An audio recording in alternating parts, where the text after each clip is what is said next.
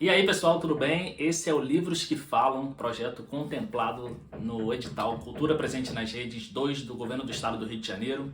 Serão alguns episódios que eu falarei sobre livros relacionados às artes, literatura, teatro, cinema, música, dança e fotografia. E no primeiro episódio, hoje, vamos falar sobre livros que falam de literatura.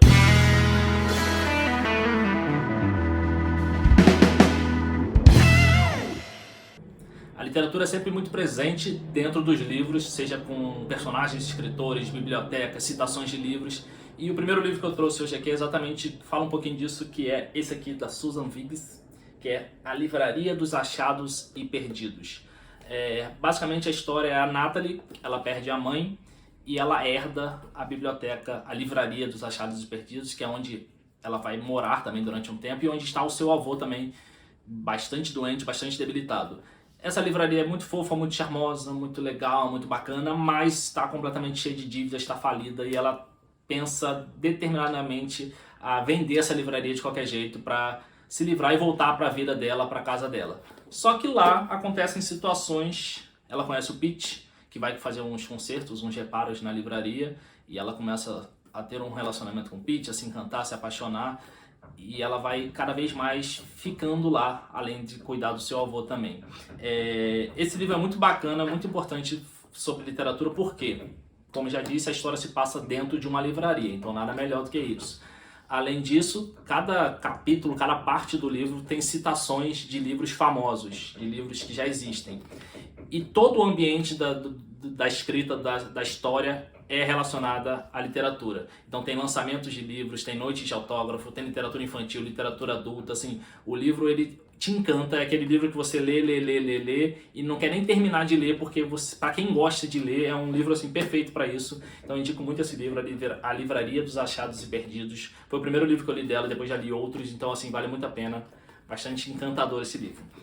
O outro livro que eu trouxe, que na verdade vão ser dois, mas eu vou falar basicamente de um, que é do Joel Dicker, que é A Verdade sobre o Caso Harry Quebert, que é um livro já famoso aqui no Brasil. É um livro de quase 600 páginas, mas é um livro que você não vê as páginas passando, porque ele te encanta de outra forma. É o Marcus Goldman, que é um escritor famoso, ele estourou, ele teve um livro que foi best-seller, ele comprou um apartamento, vive uma vida de fama, de muito dinheiro, e ele tem um prazo para escrever o próximo livro dele, e ele vive uma coisa que alguns escritores costumam viver, que é o bloqueio criativo. Então ele passa um período que ele não consegue saber sobre o que escrever e o prazo está se apertando, o agente está cobrando ele. Então ele vai viajar, vai para a casa do Harry Quebert, que é o mentor dele, é um escritor também, professor de faculdade, e é o mentor dele. Ele vai viver um período lá para ver se consegue abrir sua mente e desenvolver seu lado escritor novamente para esse novo livro. Só que, quando ele chega lá, ele descobrem dentro da casa do Harry um corpo de uma menina que já está ali há quase, acho que 30 anos que está ali o corpo da menina, e descobrem que a menina teve um relacionamento com o Harry e o Harry é acusado de assassinato. Se ele é o assassino ou não, só lendo para saber. Mas ele é acusado e o Marcus Goldman ele se vê na situação de tentar provar a inocência do professor, do mentor dele, e ao mesmo tempo ter que escrever um livro.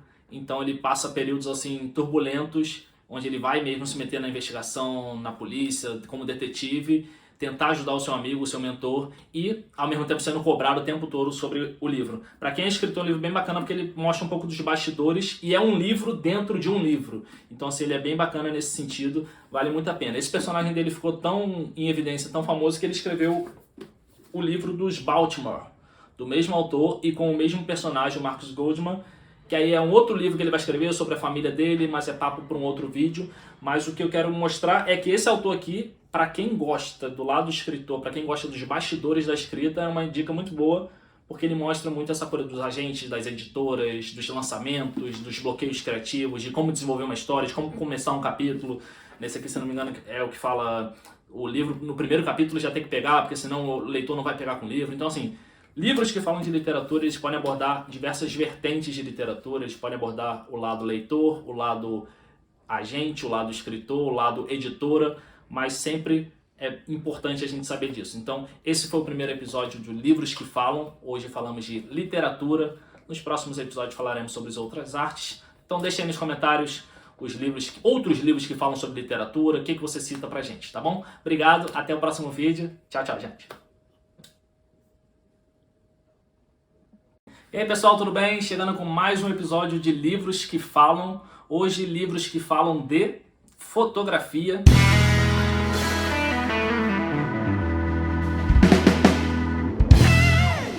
E hoje, o primeiro livro que eu trouxe, Nicholas Sparks, famoso Nicholas Sparks, com o livro O Desejo, último livro dele, li recentemente.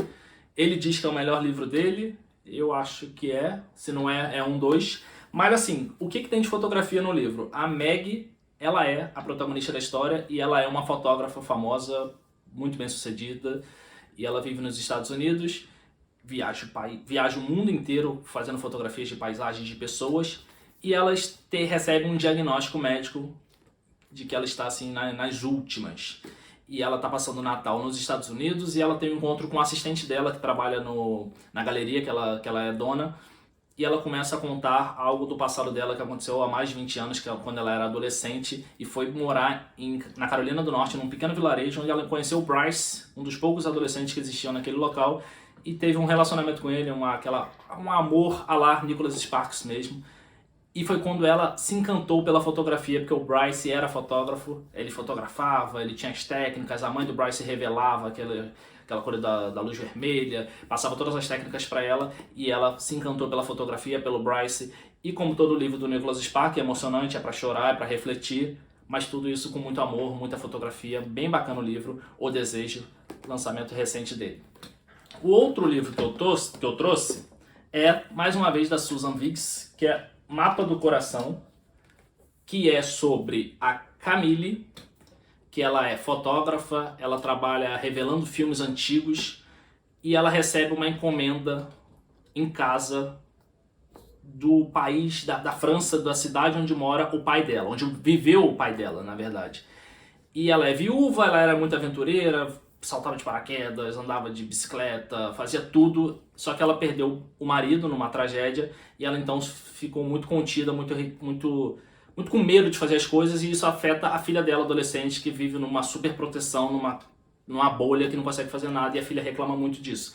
E essa encomenda que chega da França é um verdadeiro assim, convite para eles voltarem para a França, encontrarem a sua história, as suas origens e se libertarem dos seus traumas, dos seus medos, do seu passado.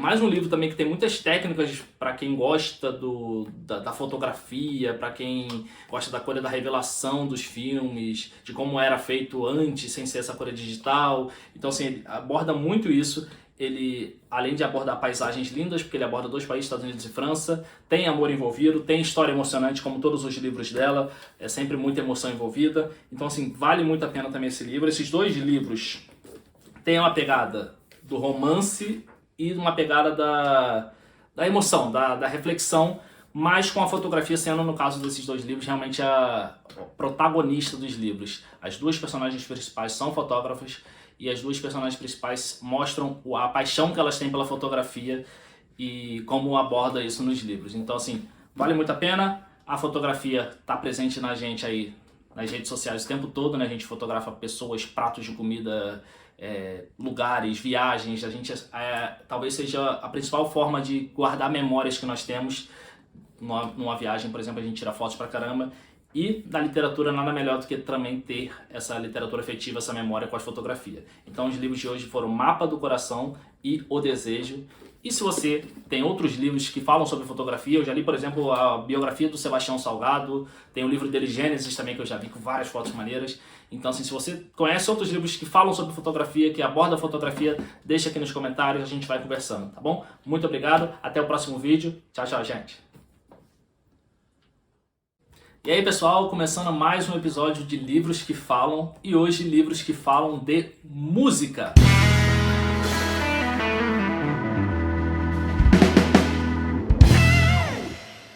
Música sempre presente em nossas vidas de vários formatos, de várias formas. E o primeiro livro que eu trago é a playlist de Haydn, não sei como é que se pronuncia, da Michelle Falcoff.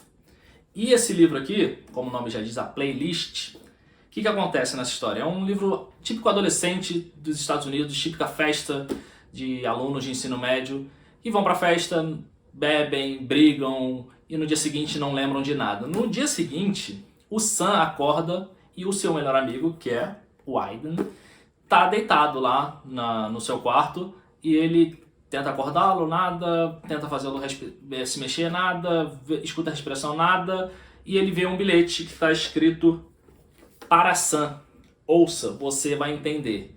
E aí ele percebe que algo aconteceu e que o seu amigo está morto. E ele liga para emergência e tudo mais. Realmente seu amigo morreu, isso se mostra logo no prólogo do livro, então não é um spoiler nada forte.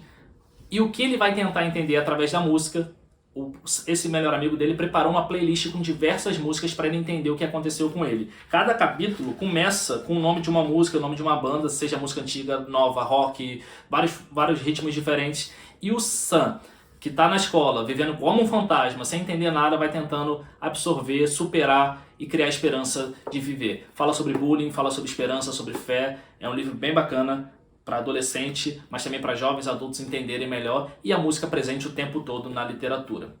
Não poderíamos deixar de falar de música sem falar das assim, inúmeras biografias de músicos brasileiros que eu já li.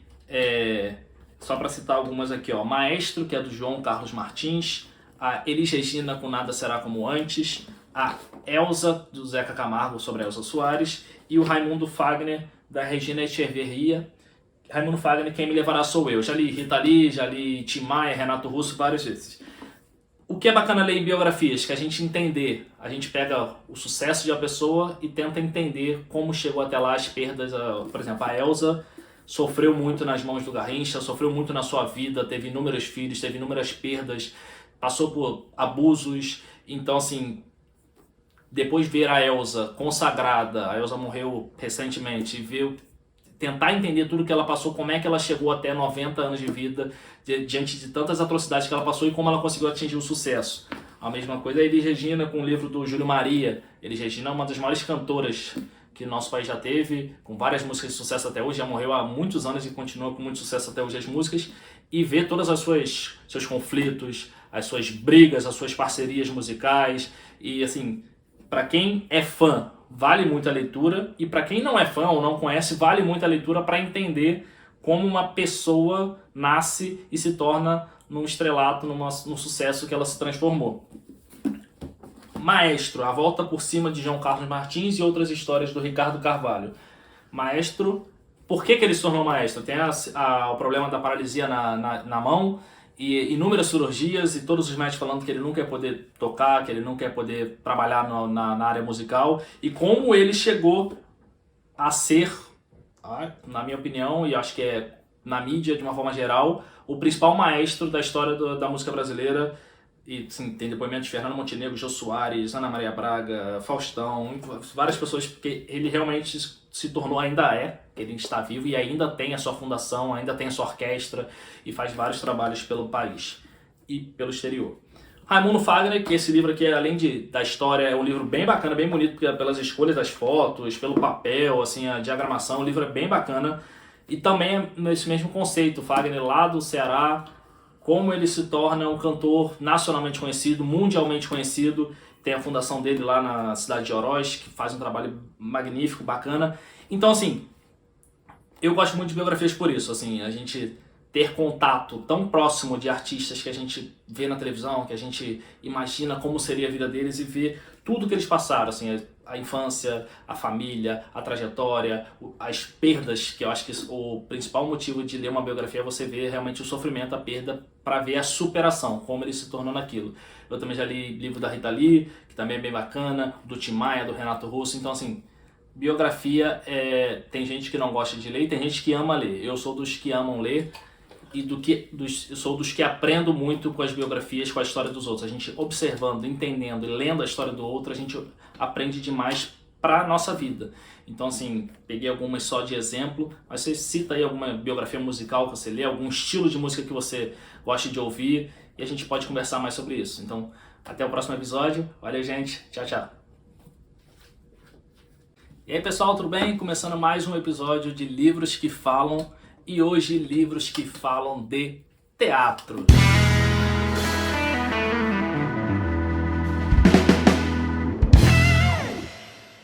minha arte, nossa arte presente na minha vida desde sempre. Então, teatro é muito bom falar sobre, muito bom unir literatura e teatro, e os livros escolhidos têm bastante sobre isso hoje. Bem, Everton de Castro, Minha Vida na Arte, Memória e Poética, da Reni Cardoso. Primeiro, por que isso? Isso aqui faz parte da coleção Aplauso Perfil, e é uma coleção com mais de 50 livros, mais de 50 biografias sobre artistas, a maioria artistas de teatro e TV, mas também tem de música, tem autores, escritores. Então, assim, é uma coleção que eu já li 90% dos livros. E eu escolhi esse por quê? Porque no capítulo 1 ele já fala Eu sou um homem de teatro, é o título do capítulo 1, e ele fala por que ele é um homem de teatro. Ele, quando tinha 5 anos, era aniversário de uma pessoa na cidade dele, aniversário de 70 anos, e ele decorou um discurso, e ele fez esse discurso para aniversariante.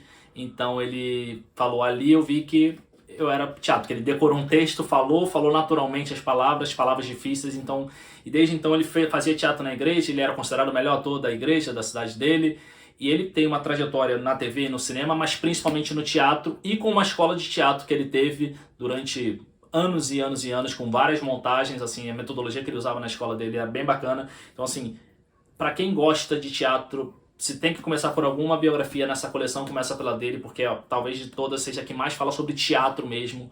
Então, Everton de Castro, excelente leitura.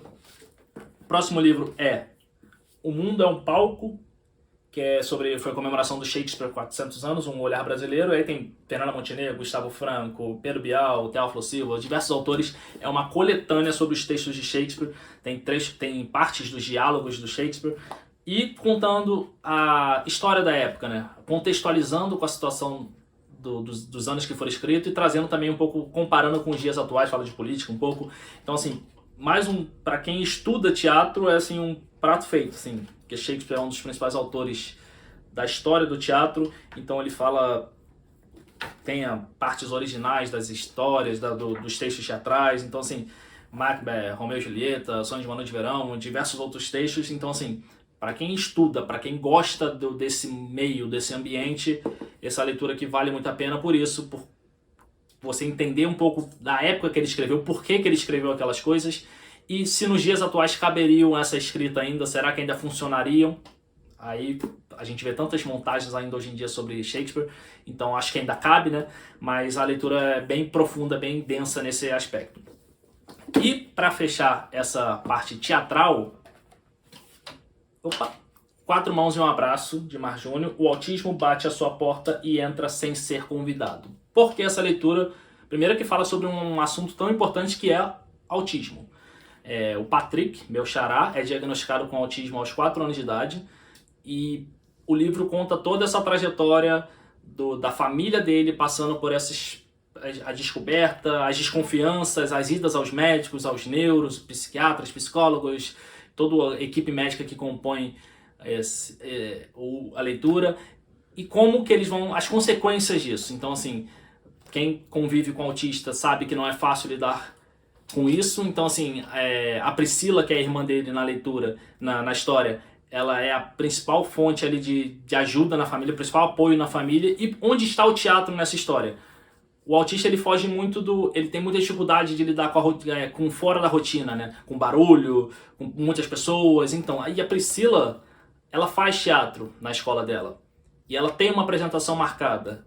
E aí, como fazer o Patrick ir assistir essa apresentação de boa, sem ter nenhum problema com isso. Então, o livro é uma parte bem emocionante que conta ela instruindo ele, ensinando ele a ficar na plateia do teatro. Ela conta durante alguns dias, ela levava bonecas para representar as pessoas para o teatro, e ela ia mostrando para ele o que ia acontecer no dia. E o mais legal também nessa parte teatral da história é que a escola lá, ela incluiu muito bem. O livro fala de inclusão e fala da verdadeira inclusão, né?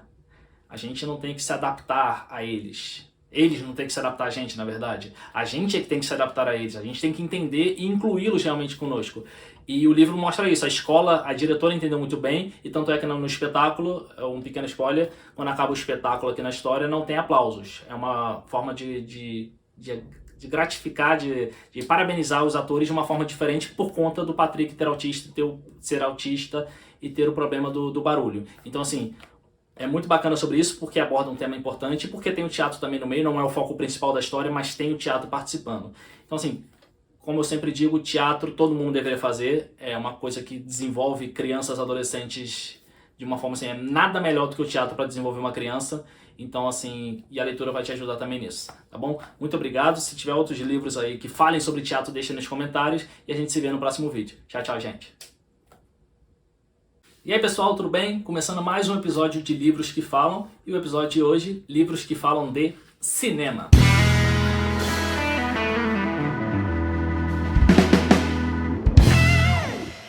Cinema, a sétima arte, presente aí na vida de todos, nas casas, nos lares, nas ruas. E hoje, biografias foram escolhidas para exemplificar o tema de hoje. Começando, a gente não pode deixar de falar de cinema, a gente não pode falar de cinema sem deixar de citar duas pessoas super importantes para isso. A primeira é Charlie Chaplin. Chaplin, Contraditório e Vagabundo, da Joyce Milton. Biografia que conta por que Contraditório e Vagabundo, né? Porque o personagem que ele criou que até hoje, olha quantos anos se passaram, e o personagem do Chaplin até hoje é citado como principal ator, como principal da história do cinema.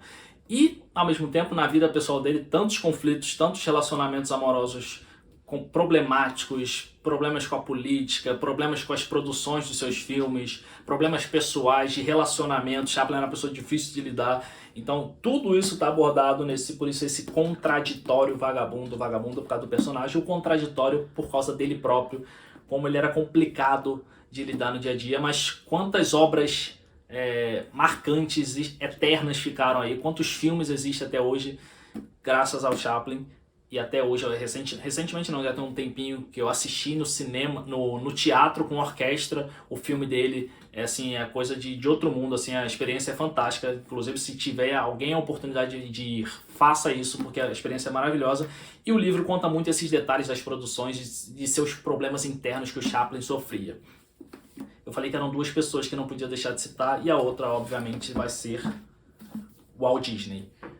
Walt Disney, o triunfo da imaginação americana do Neil Gaiman é outro que, assim, quantos anos se passaram de sua morte e até hoje a gente fala de Walt Disney. Dos diversos filmes, o Mickey é o personagem aí da vida de todo mundo, o Mickey, todo mundo conhece o Mickey, todo mundo sabe o que é o Mickey. E aí Branca de Neve e diversos outros personagens que ele criou. E o parque, né, que tem nos Estados Unidos, que tem na França, tem em outros lugares. Então, assim, o Walt Disney fala de cinema, tem que ter o Walt Disney na história. E hoje a gente vê tudo isso, toda essa imensidão que o Walt Disney é.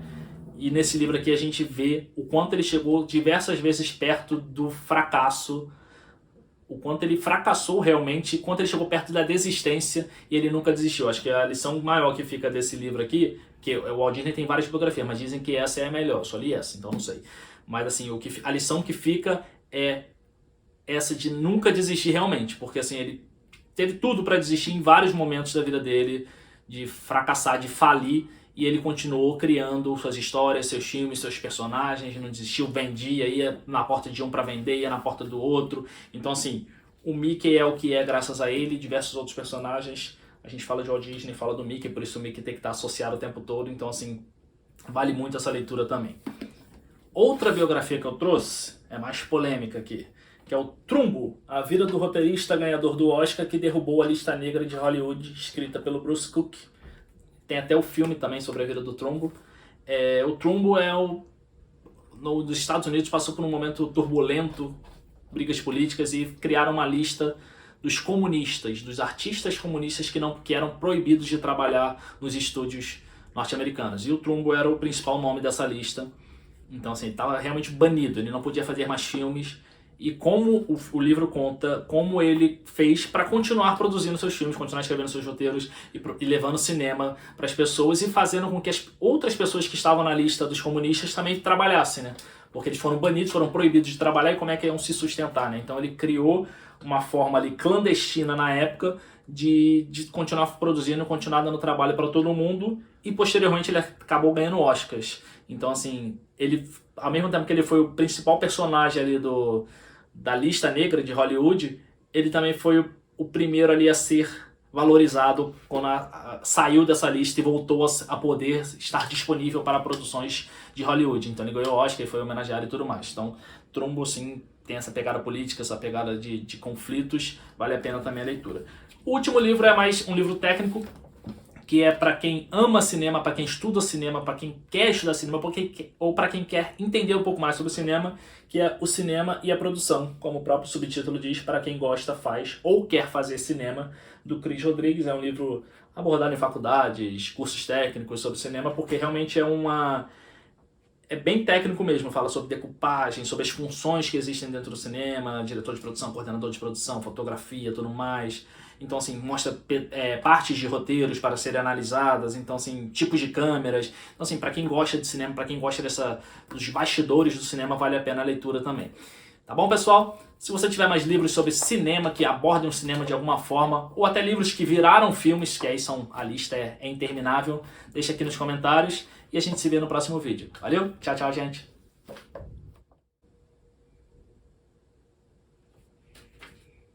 E aí, pessoal, tudo bem? Hoje é o último episódio de Livros que Falam, e hoje livros que falam de dança.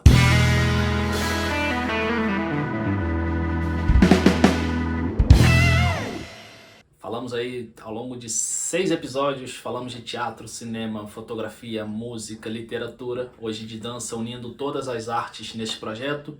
Muito obrigado a você que acompanhou, que tem acompanhado até agora, que tem participado, deixado seus comentários. Vamos continuar essa interação ao longo das semanas. E hoje é uma leitura especial. Foi a última leitura que eu fiz, e é a leitura do tema de hoje, o livro é A Bailarina de Auschwitz, da Edith Eva Eger. Holocausto, nazismo é o tema que eu mais leio, que eu mais me interesso em entender, estudar e tentar compreender o que aconteceu na época. Assim, por mais que seja surreal, tentar compreender o que Hitler e aquela galera toda fizeram. Então, assim, A Bailarina de Auschwitz, o nome já deixa claro, né?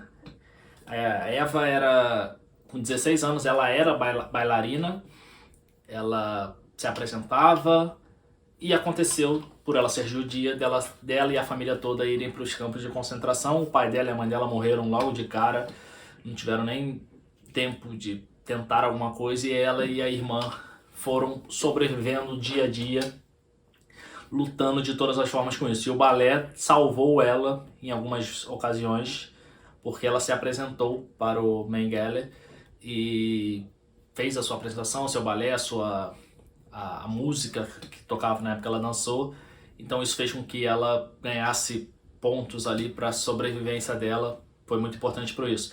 E essa leitura é muito assim, entre, sei lá, acho que uns 30, 40 livros que eu já li sobre o tema, essa talvez seja mais diferente, porque ela ainda é viva, ela tem 95 anos, se eu não me engano, e ela se tornou psicóloga depois que ela foi liberta. Assim, o livro conta todas as memórias dela, assim, as atrocidades que ela sofreu, os traumas, a fome, a miséria, a violência, os abusos, tudo que ela passou nos campos de concentração. E depois que a guerra acaba, né, tem a outra parte ainda que acontece. E nos dias atuais, quer dizer, depois de toda a recuperação, de todos os traumas terem passado, ela se tornou psicóloga. E ela fez com que os traumas que ela passou, que ela tentava superar no dia a dia, fez com que isso fosse uma força para ajudar outras pessoas com outros traumas. Ela diz assim, ela fala até uma comparação entre uma mulher que terminou um relacionamento e uma mulher que, não foi essa comparação, não lembro, mas é como se fosse isso, uma mulher que terminou um relacionamento com um namorado e uma mulher que perdeu o filho, que o filho morreu, por exemplo. São duas perdas diferentes e você pode imaginar que a perda de perder um filho é muito maior do que a perda de um relacionamento, mas ela diz que toda perda, todo trauma, só quem vive realmente sabe, e é isso que ela passa como psicóloga. Ela tem como pacientes dela soldados que foram para a guerra, pessoas que sofreram abusos, pessoas que têm transtornos alimentares, então, e ela usa a vivência dela na Segunda Guerra para ajudar essas pessoas. Assim, ela achou a forma dela de superar o que ela passou, né? Se é que tem como superar, assim, depois de velha já, ela voltou a Auschwitz que ela quis ir, na verdade ela teve a oportunidade de ir, porque ela dá palestras pelo mundo todo, e ela foi convidada para dar uma palestra lá perto, e ela recusou inicialmente a palestra, e depois ela conversou com algumas pessoas, o marido dela, as filhas, e ela resolveu aceitar porque ela achou que poderia ser um passo importante para ela superar isso, para ela dizer um basta. Então, assim, ela diz que o que ela passou fez com que ela se tornasse uma pessoa melhor. Então, tentando sempre ver o lado positivo da coisa, ela usou os traumas, a violência que ela sofreu, sem motivo algum, para ela ser uma pessoa melhor para os outros, para ajudar os outros e para ela poder viver em harmonia com todo mundo. Então, assim, o livro é forte, como todo livro sobre nazismo, sobre o Holocausto.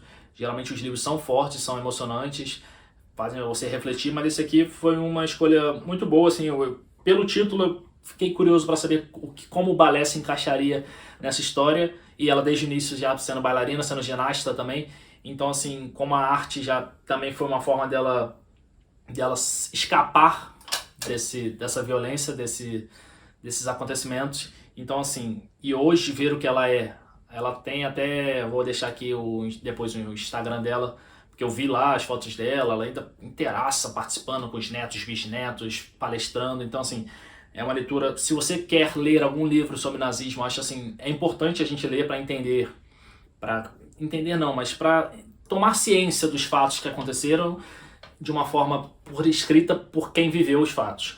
Então, esse é um dos que eu indico. Eu poderia falar sobre outros. Se você tiver algum também, pode descrever qual é o livro que você já leu sobre nazismo. Mas esse vale muito a pena. A Bailarina de Auschwitz, até por ser esse tema forte, até por isso a escolha desse livro para representar esse episódio. E é isso. Muito obrigado a você que acompanhou ao longo aí das semanas, dos dias, dos episódios. Quem sabe a gente continue conversando sobre outros tipos de literatura, falar sobre livro, falar sobre arte é sempre muito bom. Então quem tiver é só procurar. Lembrando que esse Livros que Falam é o projeto patrocinado, contemplado no edital Cultura Presente nas Redes 2 do Governo do Estado do Rio de Janeiro e da Secretaria de Economia Criativa e Cultura do Estado do Rio de Janeiro. Muito obrigado, até uma próxima. Valeu, gente.